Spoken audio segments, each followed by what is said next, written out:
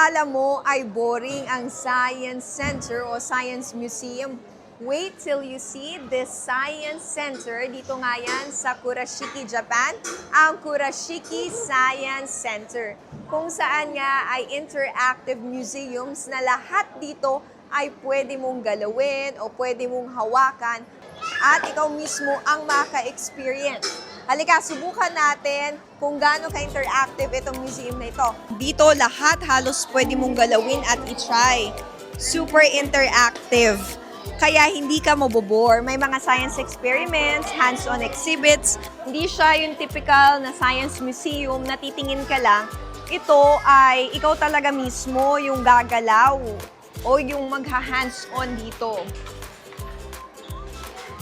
Kahit matanda ka na, may enjoy mo dito. At babalik ka sa pagiging bata. Kung paano nag-work yung isang clock naman. So, ito, pinapakita naman dito kung paano nag-work ang isang clock. So, ayan yung mismong likod niyan at yung mismong clock at yung mechanics niya. Kung largest rocket ship ng Japan. So, ito yung model na to, kung ano yung itsura, kung gaano kalaki. Ito yung sa Nippon na sinasabi nila na ginamit. So, subukan naman natin yung pag-pump ng tubig. Grabe, ang hirap pala niya. So, parang ito yung poso na ginagamit. Pero nakikita nyo, nagada pump, merong pressure, at yung tubig ay napupunta doon. Okay? So, yan yung para hanggang sa mapuno tong yung water. Kailangan ay bumbomba ka ng para may pressure nga rin siya. So, medyo mahirap din siya pasukin itong dark room. Ito yung itsura niya sa loob. Sobrang dilim niya. Hindi makita talaga.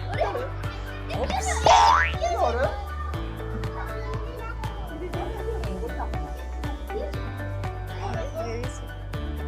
Oh, so sorry. Grabe, sobrang dilim sa loob na kahit bukas na bukas sa mga mata mo, wala ka talagang makikita. Ito, subukan natin kung kakayanin natin iangat. Lakas ko. Yan. So, naaangat ko. Grabe, ang lakas ko pala, no? Pero actually, yan ay science na ginagamit itong pulley na ito para maiangat yung ulang sasakyan na to. Yan yung sa bandang likod. Makita nyo, 15 siya, tapos naging 20 na. At i-release na natin.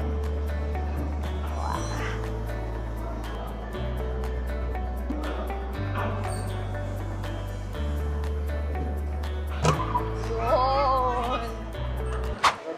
Kahit nga matanda, ay mag-e-enjoy at babalik sa kanyang pagkabata.